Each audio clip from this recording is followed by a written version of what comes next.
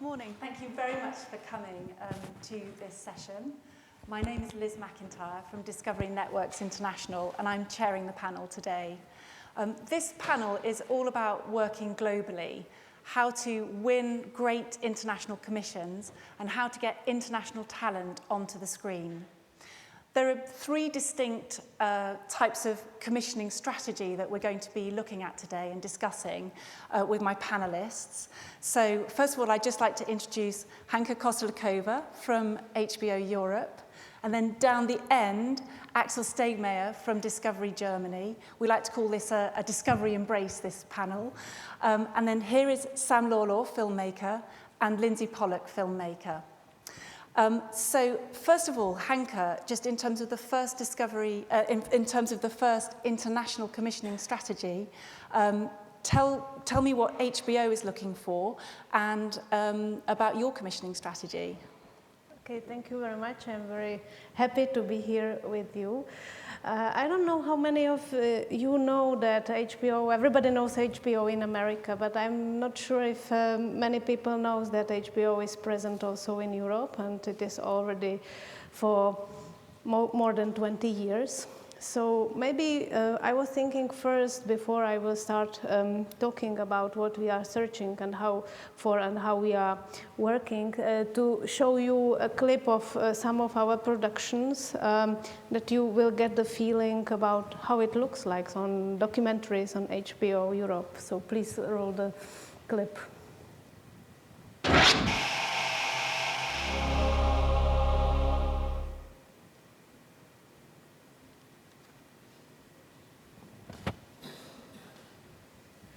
My body is a cage that keeps me from dancing with the one I love, but my mind holds the key. I'm standing on a stage of fear and self-doubt. It's a hollow play, but they'll clap anyway. My body is a cage that keeps me from dancing with the one I love, but my mind holds the key. I'm living in an age that goes down, though my language is dead, still the shapes fill my head. I'm living in an age whose name I don't know, though the fear keeps me moving, still my heart beats so slow. My body is a cage that keeps me from dancing with the one I love, but my mind holds the key. My body is a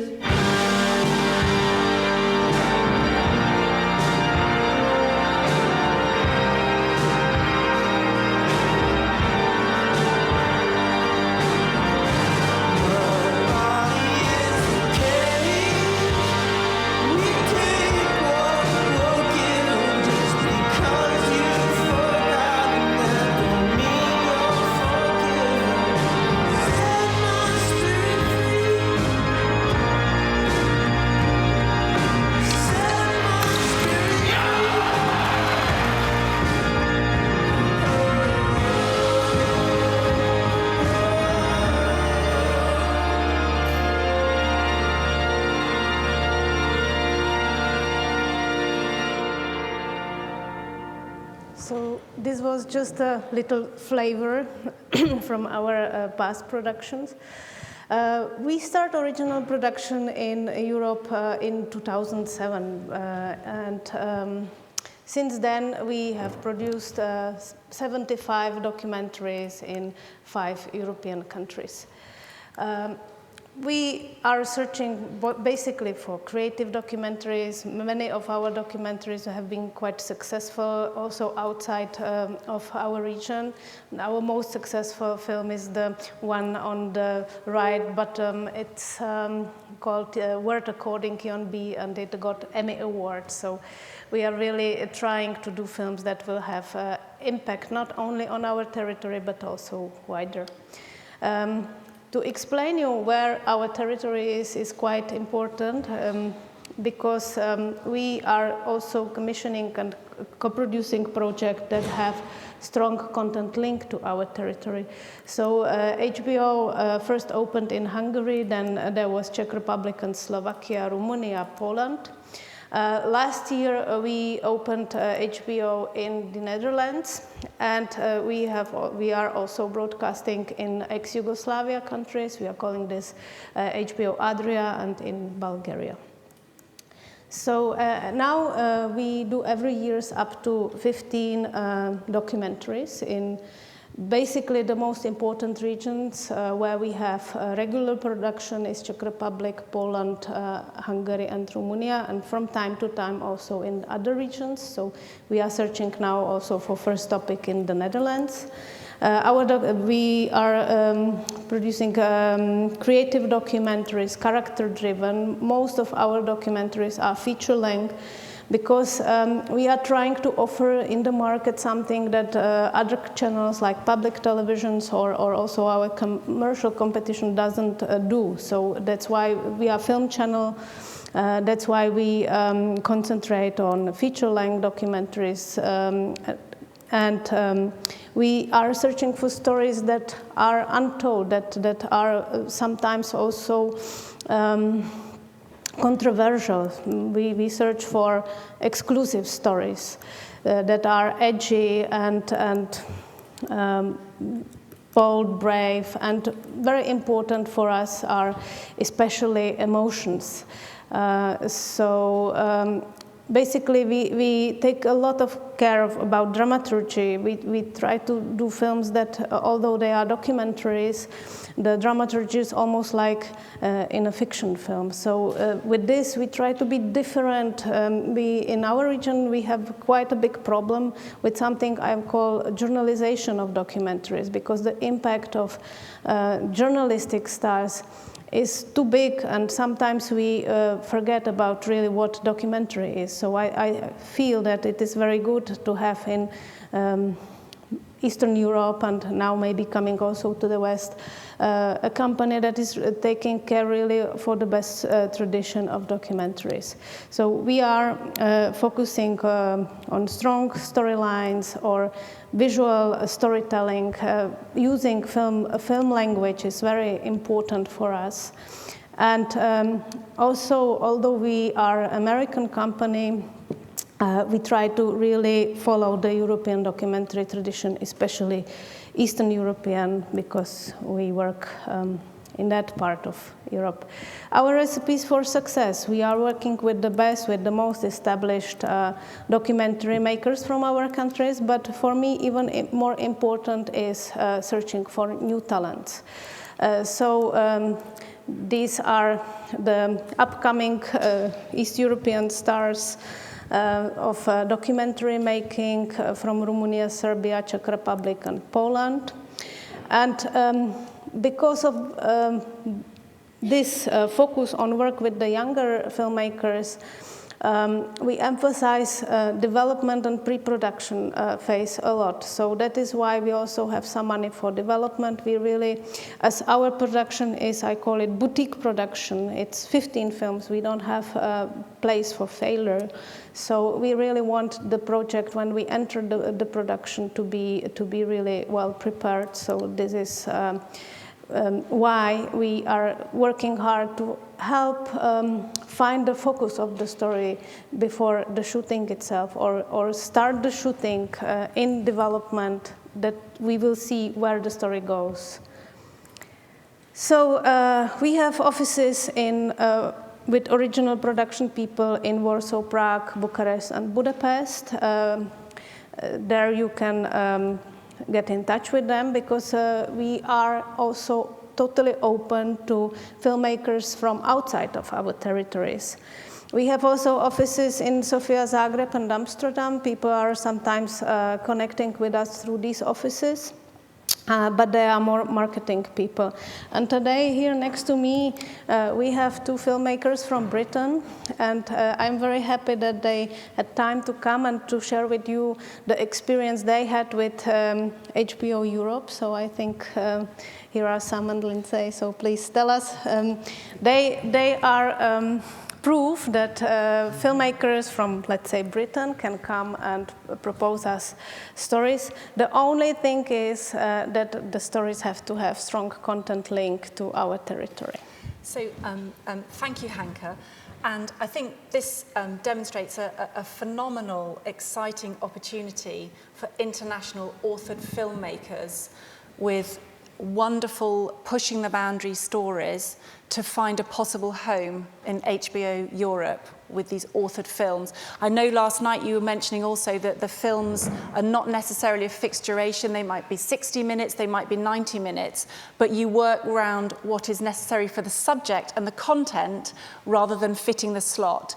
So these are hugely exciting opportunities for cross-border filmmaking.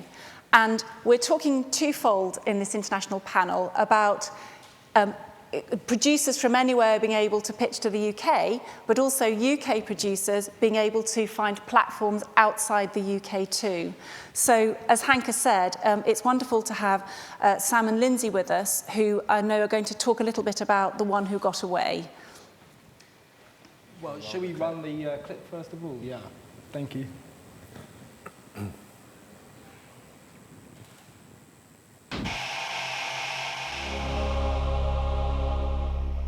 A childhood romance born out of a concentration camp in Budapest has been rekindled in Melbourne more than 60 years later. Thomas Beck thought he'd never see his sweetheart again after escaping.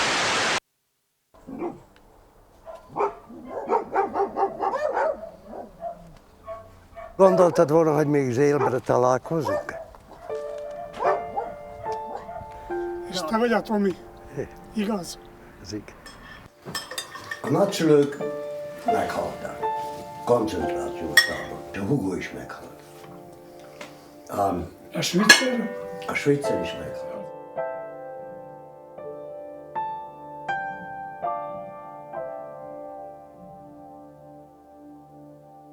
Dear Edith, I am trying to locate the prison camp where I met you. I thought you might be able to help. Thomas.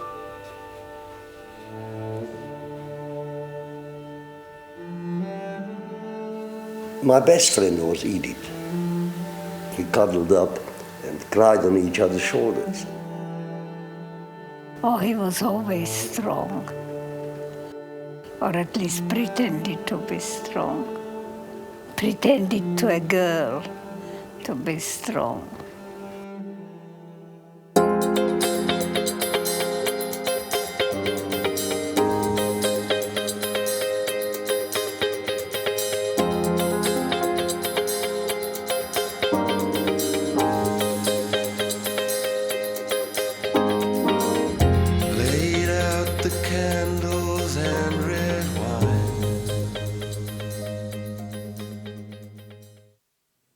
There you go. So that's just a little taste of the film. I think that actually was the clip which had the spelling error in the one of the captions. We managed to get the wrong one.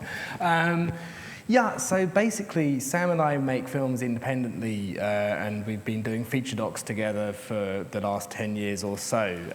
Working with HBO was the first time that we'd worked with a big production company. And our route to HBO was actually quite circuitous. We had been making this film with Tommy for about 3 years, and it was a film in which we were looking at his war experiences and his childhood. And we had been doing it all basically from our own savings and off our own back. We'd been to the BBC, to Storyville, to True Stories, Channel 4. We'd spoken with BritDoc, But people weren't really interested in doing this kind of historical Holocaust kind of subject matter. You know, the message seemed to be that this was not something which commissioners were interested in at that point. And we hadn't thought to look further afield for support for the production. Indeed, I didn't actually know that about, as Hanke was saying, about HBO Europe existing. And so at some point, I think it was about 3 years into it, by coincidence, we met someone who knew someone at HBO Europe, and this was a big surprise for us, and we started speaking with them. And everything turned around, basically. They, over the course of several emails and one meeting, we explained the whole thing. And they agreed to help us finish off the production and bought it from us.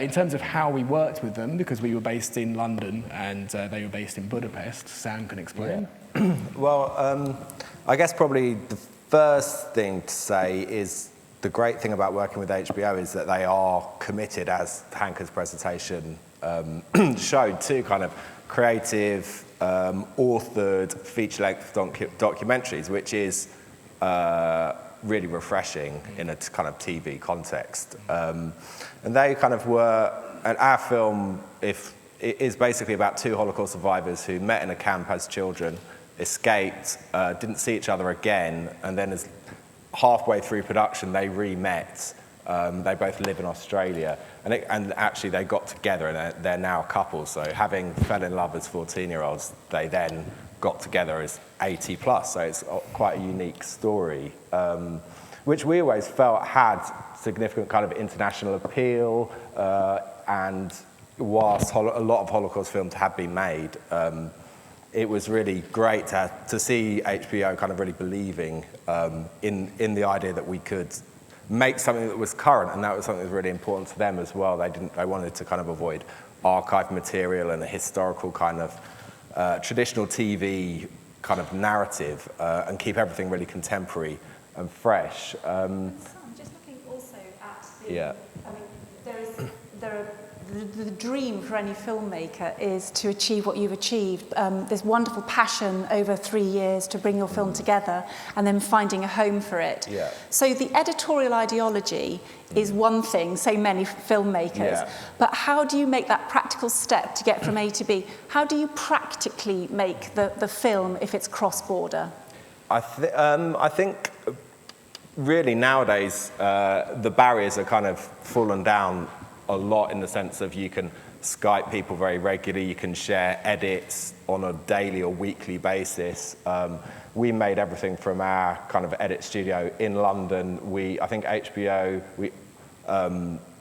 knew a kind of producer in the UK who kind of could be their eyes and ears in the production, because I think at that stage they'd not made a production internationally, so it was important for them to have a say within the kind of the edit room, but it really is just a case of kind of heavily kind of presenting scripts, edits. Our producer, our film was made actually before Hanke came on board with HBO, so the previous producer was really supportive and kind of really believed in what we wanted to do with the film, and also saw the kind of international value of it. So I think the key thing for us in terms of working with HBO is A, their ethos, and then B, the fact that they saw that we had a story that was part set in Hungary, part set in Slovakia, part set in Australia. So it kind of and had international appeal. Had an international appeal, but, and sure. Also, obviously, as you say,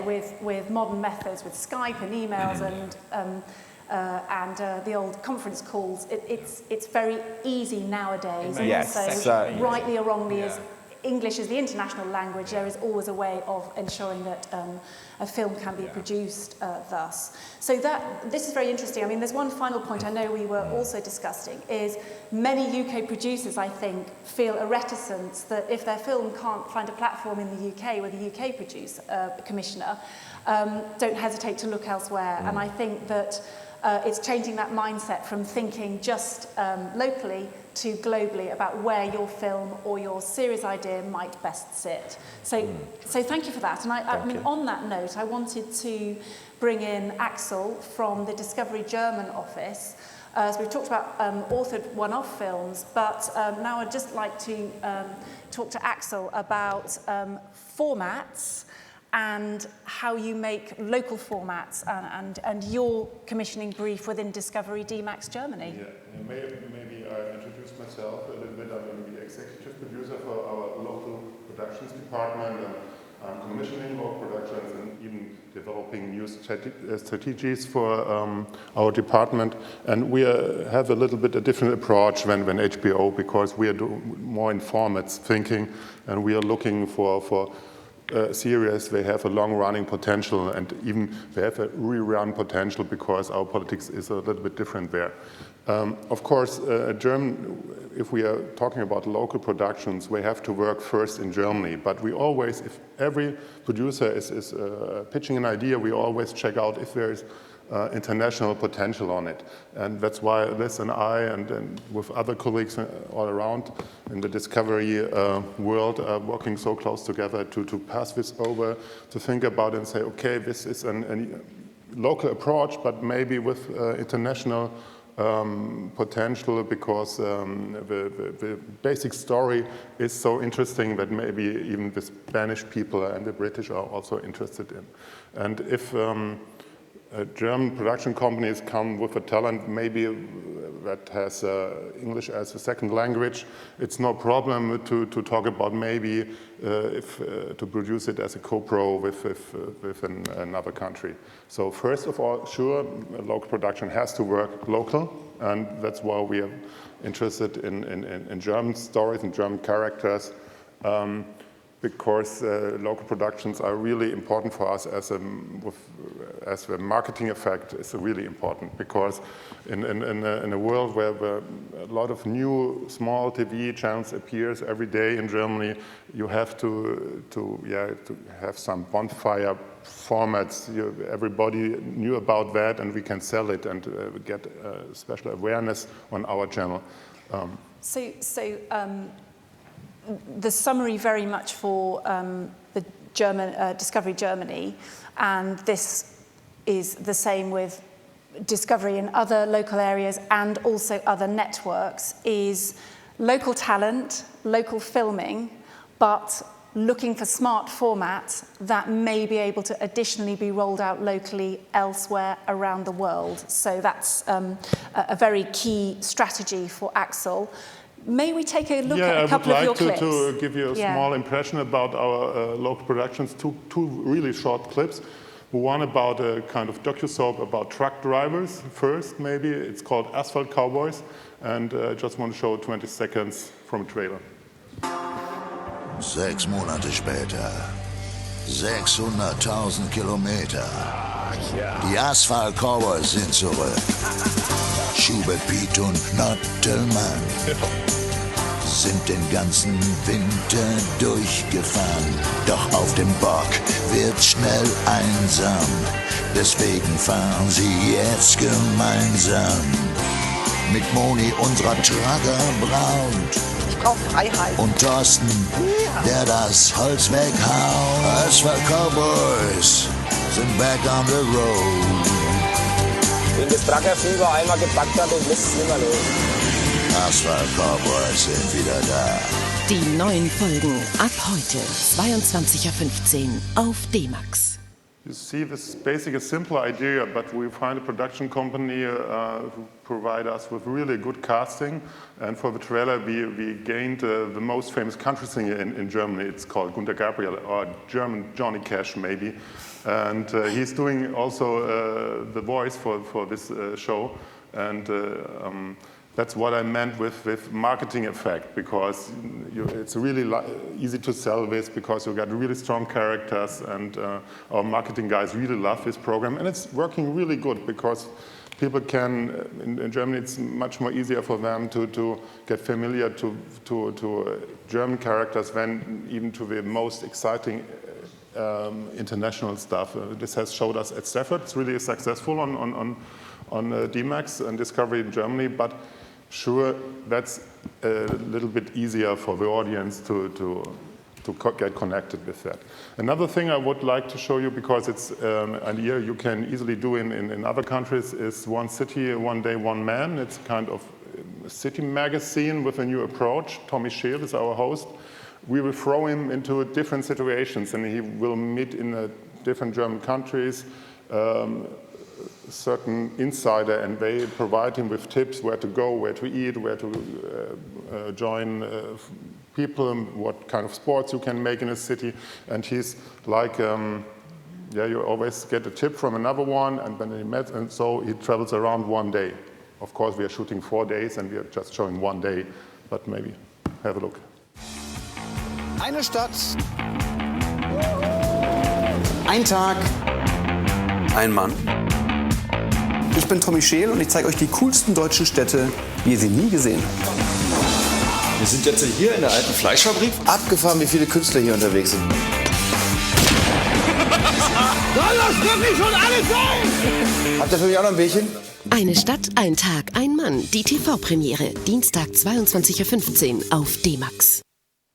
So, to Axel's point, what's very useful about the last clip you see is it's a very strong format that could be rolled out globally. So again, a very distinct, clear strategy that is useful for all European producers or all international producers. I think the other point I'd like to make is that when you see something like Asphalt Cowboys, it's quite clear that the German producer knows exactly what to do with this type of filmmaking. So it does not preclude the German producer who has those particular skills in this area reaching out to Hanke or reaching out to me to produce programs in other languages in the same field of expertise. So the final sort of commissioning strategy I wanted to raise was the Discovery Networks International strategy, which is where we have one master that's rolled out internationally. There may be a little bit of customization of that master, but essentially it's one asset that plays around the world. And key for Discovery Networks International is, for the factual commissioning brief, is to ensure that it has international appeal and local touch points, so that wherever you're watching the program, the series in the world, you feel it has a resonance to you. So I'll show you some clips and then explain the strategy further. Thank you.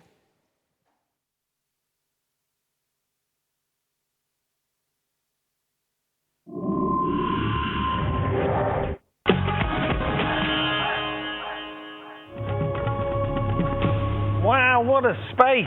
Yeah, that's a temple. This place is wonderful, isn't it? Yeah, indeed. Absolutely fantastic. But where's the ambassador? Yeah, it's right there in the garage. Give me a hand. In here? Behind this rusty door? Yeah. Aha! Wow! Now that is an ambassador. Look at that. Fantastic. We meet with friends over here, and we have old cars, and we have a welder, an angle grinder, and most of the time something comes out. Behold, the roll goal.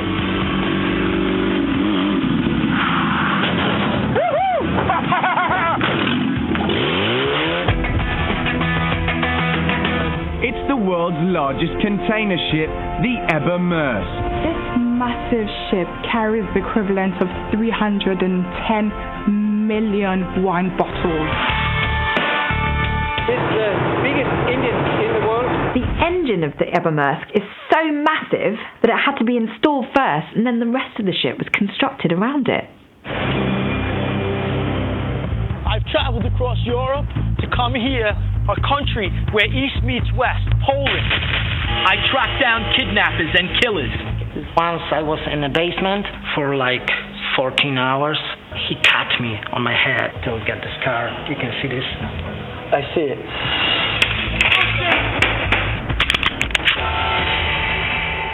Dr. David Laloo hunts deadly snakes half a world away. Certainly can kill you. Yes. Sri Lanka is one of the highest snake bite burdens in the world. Snake hunting may seem like a slightly bizarre thing to do, but the reality is that this kind of expertise is critical, not just for understanding the snakes, but for helping humans as well. Is it okay for you to handle this? fine. Lovely behaved. It's quite possible that somebody can be bitten in their sleep and wake up with early symptoms. And sometimes people just don't wake up because they get such severe neurotoxicity that they just die.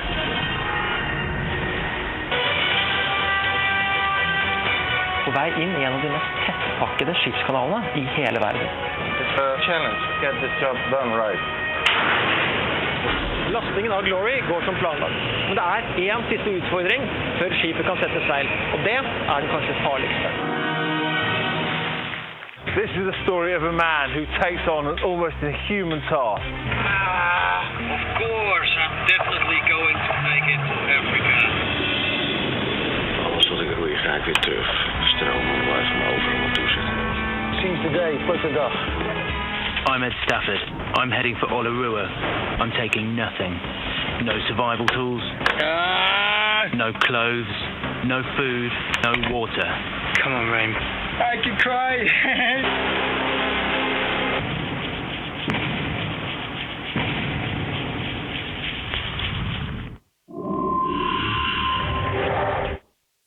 That's just a small sample of the international commissions that D&I is making.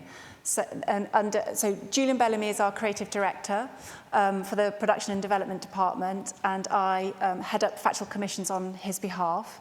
We transmit to over 200 countries. Those programs that you see will have been translated into 45 languages, and they'll be shown to up to 2 billion cumulative subscribers. So how do we make each of those viewers feel that it's personal to them? Well, it's broadly two types of returning series. The first type is character-led, where the character must feel both epic and larger than life, but at the same time have very relatable human instincts that the viewer can really relate to. So, for example, if you look at Naked Ed Stafford, it was a tough job, but I had to look at him a lot. He is epic in his eccentric ambition to want to spend 60 days experimenting on whether he can survive on a desert island with absolutely nothing at all. It's the first time it's ever been attempted, and he achieved it. He's both epic in his ambition, but also very relatable because it's every school child's dream to escape to a desert island. So we're finding that is playing very well around the world with a key talent that's very definable for Discovery. Key for the talent also is a very visceral, immersive experience. It's someone who's an expert. Ed is ex-army, so he has his training tips to impart to the viewer, but at the same time he's still learning. So that's also very important for our talent-led series that play internationally. Also, an example of that is Lou Ferranti. You saw him in Inside the Gangster's Code. Again, many of our viewers will say, what's it really like to be in a gang? Now, Lou can offer that privileged access to go behind the scenes and to go into prisons and understand and deconstruct the codes of gangs like no one else. He's ex-mafia. He used to work for the Gambino clan, mafia group family in America, and he went to prison. He had a life sentence. He learnt law, taught himself to read and write, got himself out of jail. He's now a reformed character, and he's written about why people go into gangs and how it's difficult to get out. So we're using his knowledge to go round the world and deconstruct and decode gang activity. So those are some of the character-led ones. The second key international factual type of commission we call process-driven. And this is taking classic subjects, science, engineering, turbo, cars, under-the-bonnet stuff, adventure, endurance, history, mixing up those genres. It's great to be able to fuse those genres and to create organizing principles to embrace those subjects. So, for example, you saw with You Have Been Warned, there's lots of sort of good specialist factual science in You Have Been Warned. We look at, we have a number of experts who deconstruct the YouTube clips. But basically what it is, the organizing principle is a countdown of YouTube clips of experimenters filming themselves doing crazy things. And then we have a number of international experts using English as a first or second language who are green screened, and we pack those around the clips to analyse and rate those amateur experimenters. So it's both entertaining and informative, but great to play internationally. I talked about having one master. There's one international master for You Have Been Warned, for example, but each country has the opportunity to have the graphic kit part from October Films, who make this series, and they can green screen their own local experts in their own local language and customize You Have Been Warned, for example, should they wish to.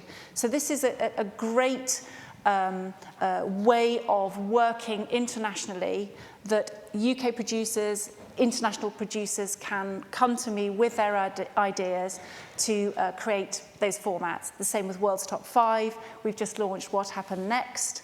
World's Top 5 is from Blink. What Happened Next is from 2-4. So really exciting space to explore internationally. The third area is one-off specials. They tend to be news reactive, looking at a more detailed analysis of a news event, but there are fewer of those, and our focus tends to be on the long-running returnable series with key faces or organising principles. So it's great to be aware of the opportunities for international producers to work cross-border, and it's also super to see so many ways of working, whether you, this includes obviously being an on-screen talent or an off-screen talented producer.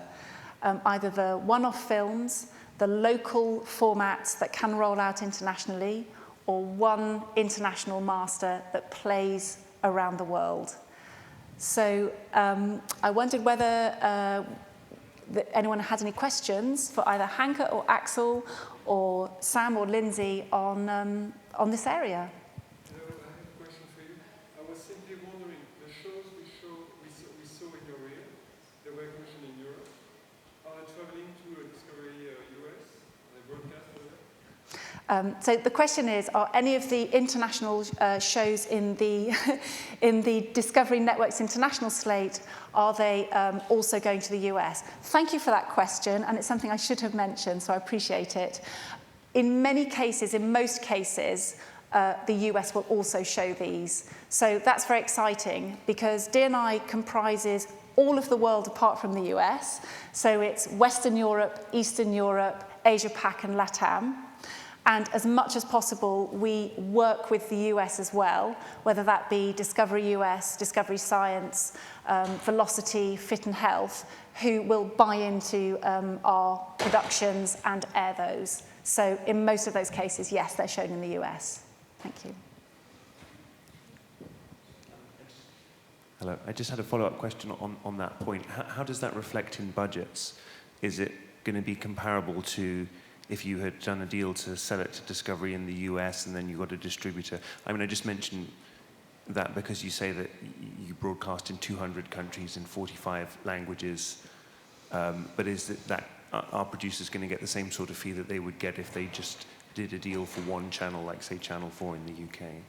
So it's a question about budgets and rights as well. Budgets, rights, and where things play. Every single we hope we are always in the position to never turn away a good idea and to make it work for the producer and for the channel. So please, whatever idea you have, come to me, come to Hanke, come to Axel, and we will work with business affairs, production management to get the right deal, the right budget for the right series or one-off. So, okay. Hello.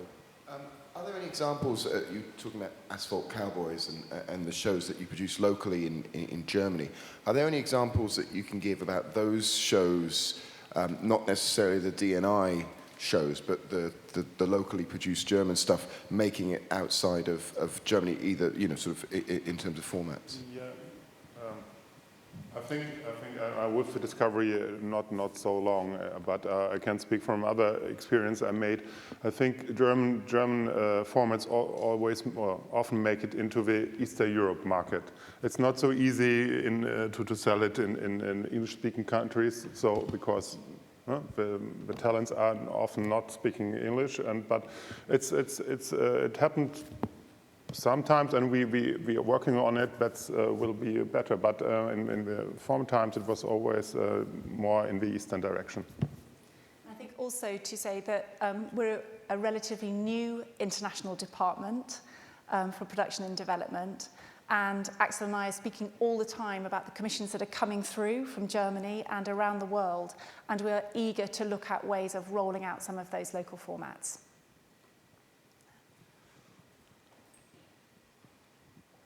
Thanks. What would be the scale of the HBO Europe funding over a number of years to put together this portfolio of documentaries?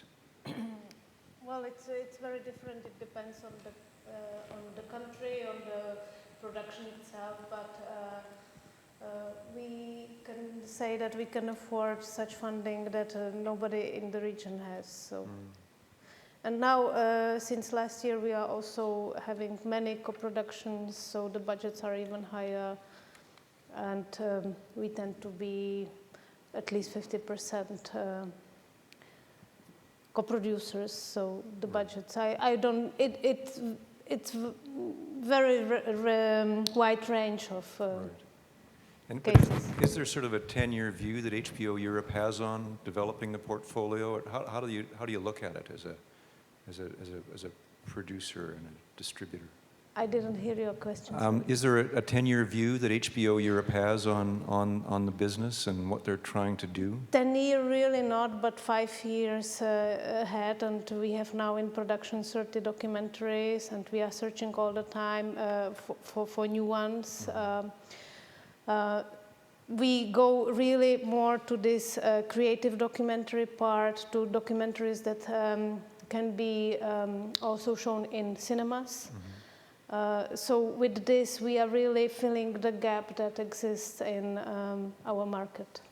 Yeah, the documentaries you've done look very, very good. And how many staff would you have in HBO Europe?